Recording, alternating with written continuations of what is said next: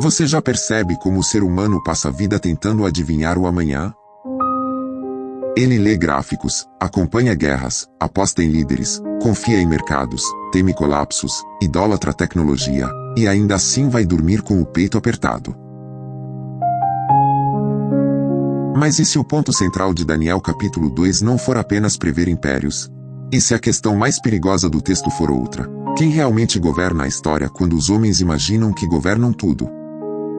Em Daniel capítulo 2, versículo 1, um homem que domina nações inteiras não consegue dominar uma única noite de sono. Nabucodonosor tem exército, ouro, muralhas, influência, servos, medo ao seu redor, e mesmo assim um sonho o rasga por dentro. Em Daniel capítulo 2, versículos 5 a 11, os sábios do império descobrem o limite do próprio sistema.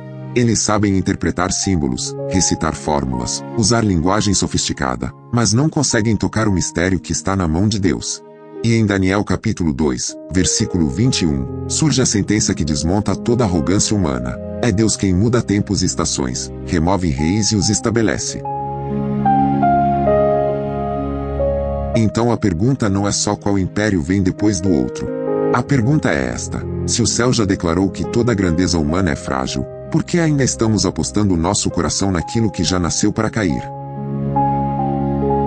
Hoje eu quero levar você para dentro desse palácio, para dentro desse decreto de morte, para dentro dessa noite em que o pânico de um rei encontra a paz de um servo, e mais do que isso, eu quero costurar essa visão com outras horas da escritura em que o mundo parece sólido, mas Deus prova que o sólido mesmo é apenas o seu reino. Porque Daniel não está sozinho nesse testemunho. José também encara a ansiedade de um império diante de sonhos que ninguém consegue decifrar, em Gênesis 41. E séculos depois, em Lucas capítulo 2 e João capítulo 18, enquanto Roma pensa que manda em tudo, o verdadeiro rei entra no mundo sem pedir permissão ao orgulho humano. Vamos ver isso acontecendo agora, na pele, na respiração curta, no metal batendo no corredor, na oração sussurrada no quarto simples, e no estrondo invisível de uma pedra cortada sem mãos que atravessa os séculos e ainda confronta o coração de quem assiste. Babilônia não dorme em paz. O palácio parece imóvel por fora, mas por dentro tudo pulsa em tensão. Em Daniel capítulo 2, versículo 1, Nabucodonosor se revolve na cama. O linho cola na pele. A mão aperta a borda do leito. O peito sobe rápido. Ele vê imagens na mente como relâmpagos quebrados, fragmentos que chegam e somem antes de formar uma frase inteira. Ele tenta segurar o sonho, tenta puxá-lo de volta para a consciência, mas ele escapa como água entre os dedos. O rei se senta. Respira pela boca. O quarto ainda cheira ao perfume pesado da realeza, mas agora esse cheiro parece sufocar. Como pode um homem diante de quem nações tremem estar tremendo sozinho no escuro? Ele bate palmas com violência. Guardas entram. Sandálias raspam o chão. Olhares abaixados. Ninguém pergunta se o rei está bem, porque o rosto dele já responde: não está.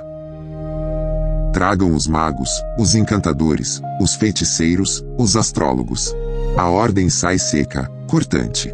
Não é pedido. É convocação de guerra contra o invisível. E eles vêm. Em Daniel capítulo 2, versículos 2 a 4, os homens do sistema entram com vestes pesadas, com a postura de quem está acostumado a parecer indispensável. Eles conhecem rituais, frases, mecanismos do poder. Já viram reis aflitos antes. Já venderam segurança antes. Já usaram o mistério como moeda antes. Um deles dá um passo à frente e fala com reverência treinada: ó rei, vive para sempre. Conta o sonho aos teus servos, e nós lhe daremos a interpretação. Parece simples. Sempre foi assim. O rei expõe, os sábios organizam, o império respira. Mas desta vez o chão some.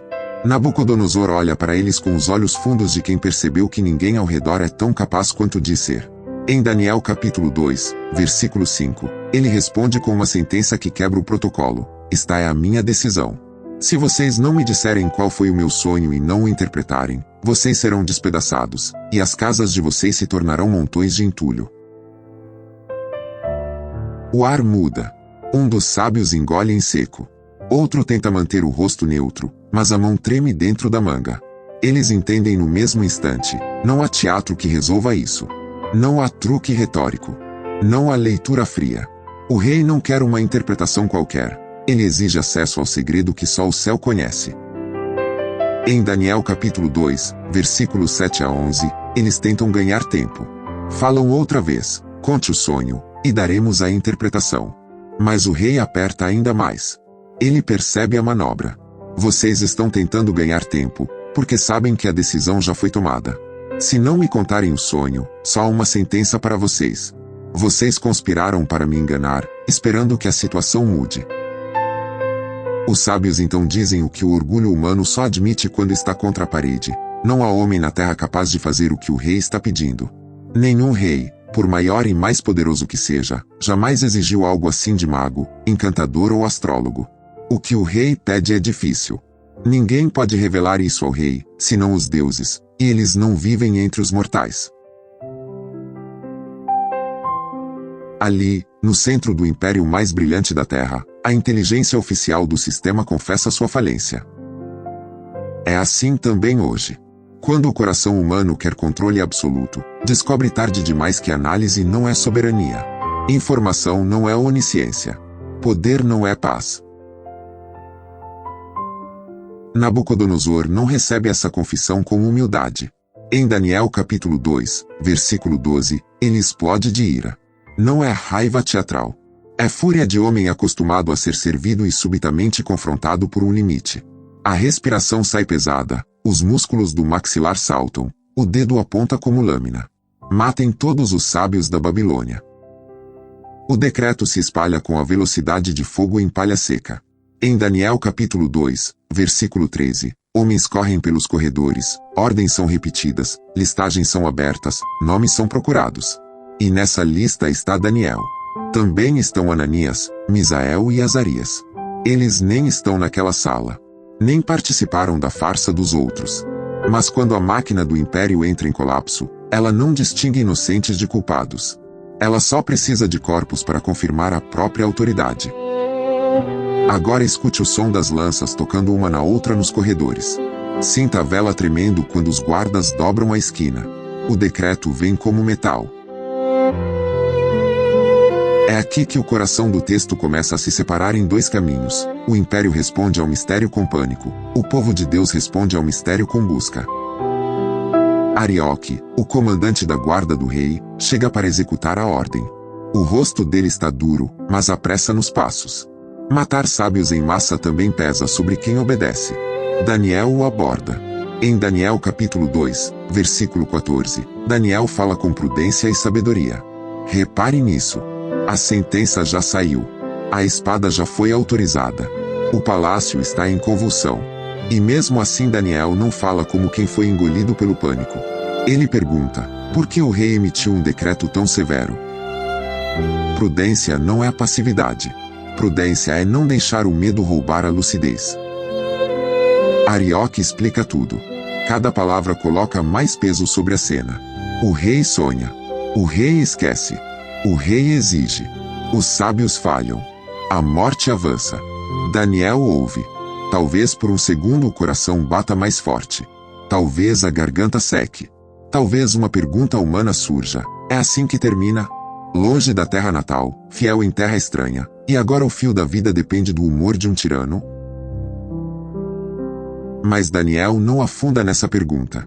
Em Daniel capítulo 2, versículo 16, ele vai ao rei e pede prazo. Veja a ousadia limpa dessa fé. Ele ainda não tem a resposta. Ele ainda não viu a visão. Ele ainda não sabe o conteúdo do sonho. Mas ele pede tempo para declarar ao rei a interpretação. Não é presunção vazia. É confiança em um Deus que responde. Depois Daniel volta. Não para uma biblioteca do império. Não para um laboratório da Babilônia. Não para uma estratégia política. Em Daniel capítulo 2, versículos 17 e 18, ele vai ao quarto simples onde estão seus companheiros. E esse contraste é santo. Lá fora, ouro, mármore, perfumes, decretos. Aqui dentro, exilados, poeira na sandália, respiração contida, olhos que se encontram em silêncio por um segundo longo demais. Daniel conta o que aconteceu. Talvez Ananias feche a mão. Talvez Misael baixe a cabeça.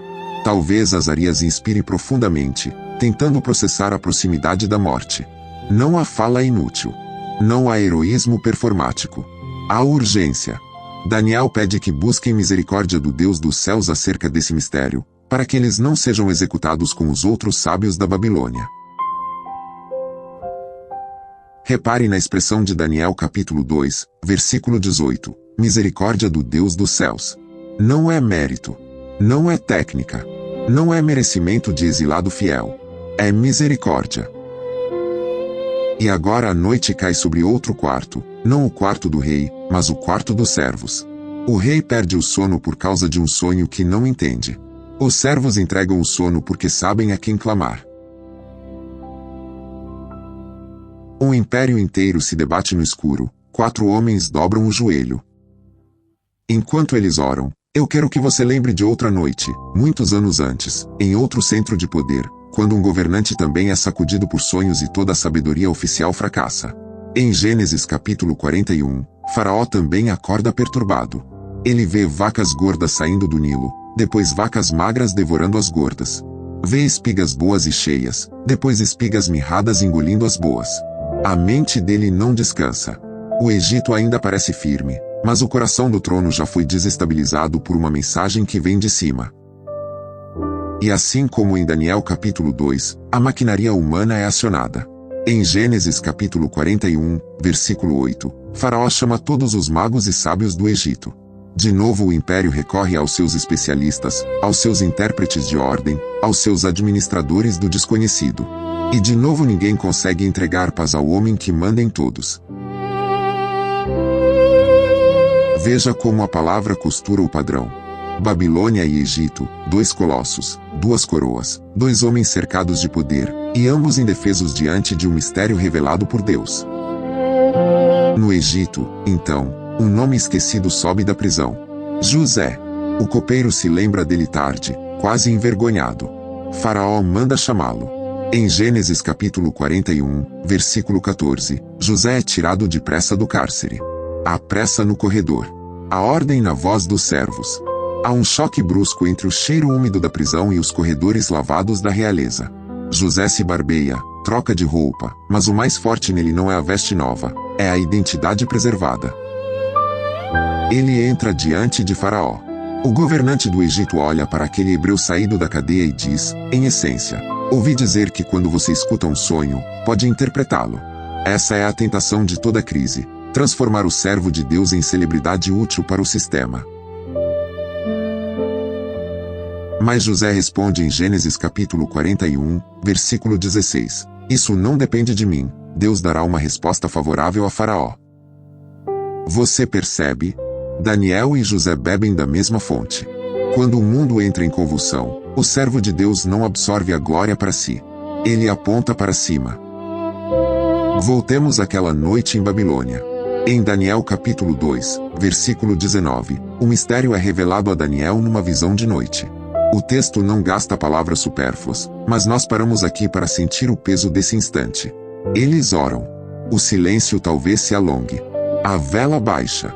Os olhos ardem de cansaço. O corpo pede descanso, mas o espírito continua atento. E então Deus responde. Não com o barulho do império, mas com a clareza do céu. Daniel vê. O sonho vem inteiro. A imagem se organiza. O terror do rei, a limitação dos sábios, a linha dos reinos, a fragilidade escondida dentro do brilho, a pedra, o impacto, o fim da estátua, o monte enchendo a terra. Tudo se acende diante dele. E qual é a primeira reação? Ele não corre ao palácio. Não sai gritando que sabe. Não ensaia uma entrada triunfal. Em Daniel capítulo 2, versículos 20 a 23, Daniel bendiz o Deus dos céus. Antes da plataforma, adoração. Antes da influência, reverência. Antes de falar com homens, ele exalta o Senhor. Bendito seja o nome de Deus para todo sempre. A sabedoria e o poder a ele pertencem. Ele muda os tempos e as estações, remove reis e estabelece reis. Dá sabedoria aos sábios e conhecimento aos que sabem discernir. Revela coisas profundas e escondidas, conhece o que jaz nas trevas, e a luz habita com ele. Eu te louvo e te agradeço, ó Deus dos meus antepassados. Tu me deste sabedoria e poder, tu me revelaste o que te pedimos. Em Daniel capítulo 2, versículos 20, 21, 22 e 23, a teologia não vem como aula fria. Ela explode como gratidão de quem acabou de ser salvo da noite. Daniel reconhece o eixo de tudo. Deus governa o relógio da história. O que para nós parece sucessão caótica, para ele é a administração soberana. O que parece ascensão irresistível de impérios, para ele é poeira em contagem regressiva. Agora Daniel se levanta para entrar no lugar onde homens tremem diante de homens. Arioque recebe a notícia. Em Daniel capítulo 2, versículo 24, Daniel pede que ele não execute os sábios da Babilônia. Isso também é revelador. O homem que recebeu a resposta de Deus não usa a resposta para celebrar a morte dos outros. Há compaixão no mensageiro. Leve-me à presença do rei, ele diz, e eu lhe darei a interpretação. Arioque corre. O palácio volta a prender a respiração. Nabucodonosor encara Daniel, chamado Beltesazar. O olhar do rei pergunta antes da boca falar: você consegue? Você realmente consegue? Em Daniel capítulo 2, versículo 26, o rei pergunta diretamente se Daniel pode revelar o sonho e interpretá-lo. Essa é a hora em que muitos roubariam glória. Essa é a hora em que o ego faria discurso. Mas Daniel responde em Daniel capítulo 2, versículos 27 e 28. Nenhum sábio, encantador, mago ou adivinho pode revelar ao rei o mistério sobre o qual ele perguntou, mas há um Deus no céu que revela os mistérios. Que frase! Há um Deus no céu. Quando a terra se esgota, o céu não entra em crise. Daniel continua. Esse Deus mostrou ao rei o que acontecerá nos últimos dias. O sonho e as visões que passaram por tua mente quando estavas deitado são estes. Daniel não massageia o ego do rei. Ele não trata Nabucodonosor como centro do universo. Ele o situa dentro do plano de Deus. Então a visão começa a ser narrada dentro do salão, e cada palavra cai como martelo na estrutura invisível da soberba humana. Em Daniel capítulo 2, versículos 31 a 35, Daniel diz: ó rei, tu estavas olhando, e diante de ti estava uma grande estátua, enorme, impressionante, de aparência terrível. Nabucodonosor talvez incline o tronco para frente. A memória começa a acender. Sim, é isso. Era grande. Era assustadora. Continue. A cabeça da estátua era de ouro puro. O peito e os braços, de prata. O ventre e os quadris, de bronze. As pernas, de ferro. Os pés, em parte de ferro e em parte de barro. O brilho do topo seduz. A estrutura parece invencível. A progressão parece sólida. Mas já existe uma deterioração embutida no próprio corpo da estátua. Menos unidade. Mais fragilidade. Mais mistura incapaz de sustentar o peso da própria ambição. Daniel prossegue. Enquanto tu estavas observando, uma pedra foi cortada, mas não por mãos humanas. Ela atingiu a estátua nos pés de ferro e barro e os esmigalhou. Então o ferro, o barro, o bronze, a prata e o ouro foram despedaçados ao mesmo tempo e se tornaram como palha na eira no verão. O vento os levou sem deixar vestígio. Mas a pedra que atingiu a estátua tornou-se uma montanha enorme e encheu a terra toda. Aqui o ar do salão muda. Porque o sonho não é apenas uma sequência política. É um julgamento. Não cai só o barro. Não se rompe só o ferro. Quando os pés cedem, todo o esplendor acumulado desaba junto. Ouro, prata, bronze, ferro e barro viram pó no mesmo chão. É assim com todo o sistema humano que se apresenta como absoluto. Ele carrega, escondido na própria base, o ponto de contato da sua ruína. Nabucodonosor agora sabe que Daniel viu o que ninguém viu. O rei está preso na verdade antes mesmo da explicação. Mas Daniel não terminou. Em Daniel capítulo 2, versículos 37 e 38, ele diz ao rei: tu, ó rei, és rei de reis. O Deus dos céus te deu domínio, poder, força e glória. Em tuas mãos ele entregou a humanidade, os animais do campo e as aves do céu. Onde quer que vivam, ele te fez dominador sobre eles. Tu és a cabeça de ouro. Ouça bem, Até o ouro recebe sua definição de Deus. Nabucodonosor não se auto-ergueu. O Deus dos céus lhe deu domínio. E o Deus que dá também pesa, limita e substitui. Depois de ti surgirá outro reino, inferior ao teu, em seguida um terceiro reino, de bronze, que dominará toda a terra. Finalmente haverá um quarto reino, forte como ferro, pois o ferro quebra e destrói tudo. E assim como o ferro despedaça as coisas, também ele destruirá e quebrará todos os outros. Mas então vem o detalhe que inquieta. Em Daniel capítulo 2, versículos 41 a 43, os pés e os dedos são em parte de barro e em parte de ferro. Haverá divisão. Haverá mistura sem fusão. Haverá força aparente e fragilidade real coexistindo. Tentarão unir-se, mas não permanecerão juntos, assim como o ferro não se mistura com o barro. Isso não é só sobre impérios antigos. Isso é um diagnóstico da civilização humana apartada de Deus. Por fora, aliança. Por dentro, rachadura. Por fora, propaganda de estabilidade. Por dentro, incapacidade de sustentar o próprio peso. E então Daniel chega ao cume da revelação. Em Daniel capítulo 2, versículos 44 e 45, ele declara: nos dias desses reis, o Deus dos céus estabelecerá um reino que jamais será destruído, e esse reino não será deixado para outro povo. Esmagará e porá fim a todos aqueles reinos, mas ele mesmo subsistirá para sempre. Esse é o significado da visão da pedra que se soltou de uma montanha, sem auxílio de mãos, pedra que despedaçou o ferro, o bronze, o barro, a prata e o ouro. O reino de Deus não entra na história para ocupar um nicho ao lado dos outros reinos. Ele vem para encerrar a pretensão de permanência de todos eles. A pedra não negocia com a estátua. Não faz aliança com os pés frágeis. Não pede autorização ao ouro. Ela atinge, quebra, reduz a pó e se torna um monte que enche toda a terra. Aqui Daniel 2 respira Messias. Aqui o coração da profecia aponta para um reino eterno, de origem divina, não construído por mãos humanas, não dependente da engenharia da carne, não sujeito ao ciclo de ascensão e queda. Séculos se movem a partir dessa palavra. Reis vêm e vão. Babilônia parece eterna até não parecer. Medos se reorganizam. Bandeiras mudam. Idiomas dominam e depois enfraquecem. O ferro pisa nações. O barro compromete o ferro. A humanidade continua olhando para estátuas, chamando-as de futuro.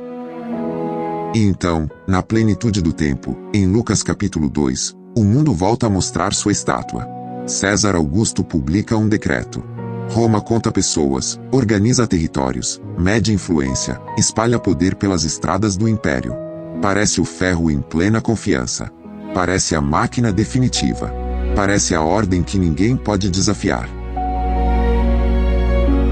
Mas o verdadeiro centro da história não está no palácio de César. Está numa mulher em trabalho de parto. Está num menino envolto em panos. Está no rei que entra sem espada e sem propaganda, porque o reino de Deus não nasce das mãos humanas. Você percebe a ironia santa? Enquanto impérios emitem decretos para provar controle, Deus avança seu propósito por meio daquilo que o mundo considera fraqueza. Enquanto a estátua se exibe, a pedra já está chegando.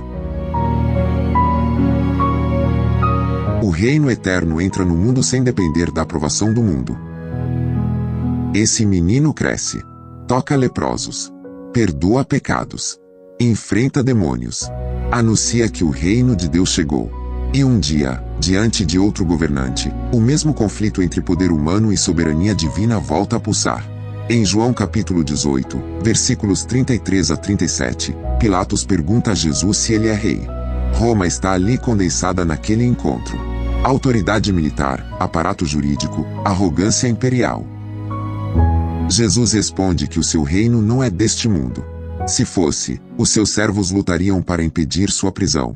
Mas agora o seu reino não é daqui. Não é deste mundo não significa que seja irreal. Significa que sua origem não vem da estrutura corrompida dos homens. Significa que ele não é produto do barro misturado com ferro. Significa que ele não nasce da estátua. Ele vem de Deus. Pilatos olha para Jesus e imagina que tem poder para soltar ou crucificar.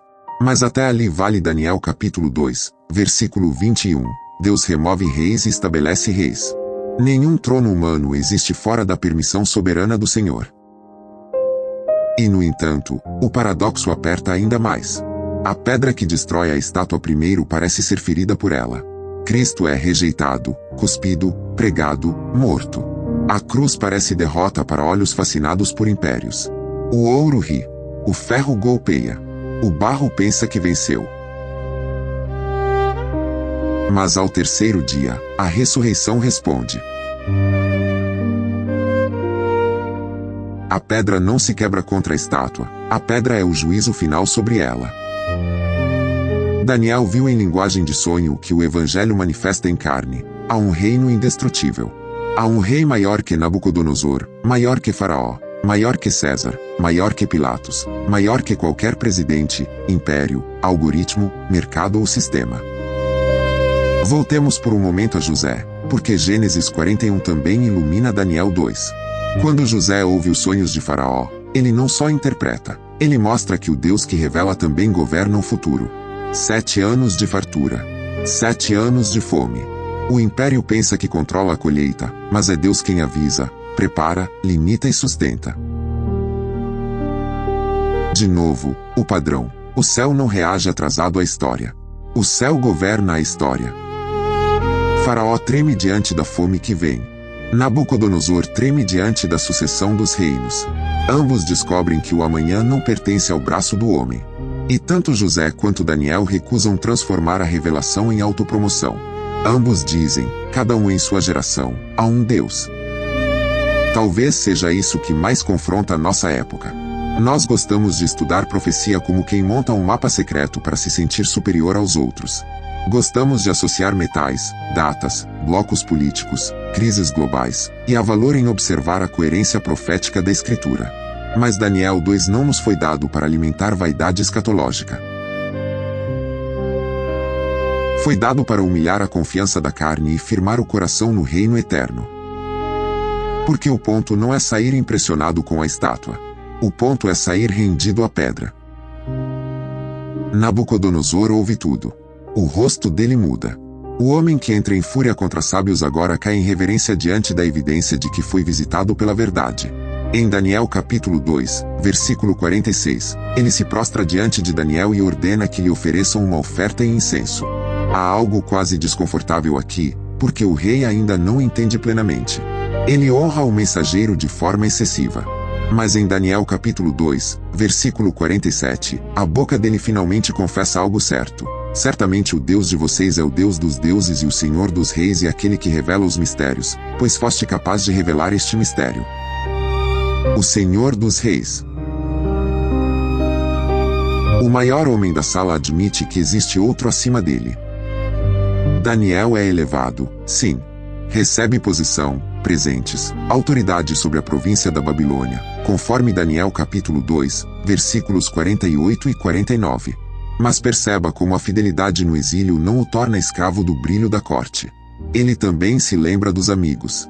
Pede que sejam colocados sobre os negócios da província, enquanto ele permanece na corte do rei.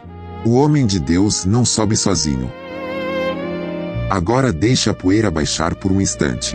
O decreto de morte foi revertido. O sonho foi revelado. A estátua foi exposta.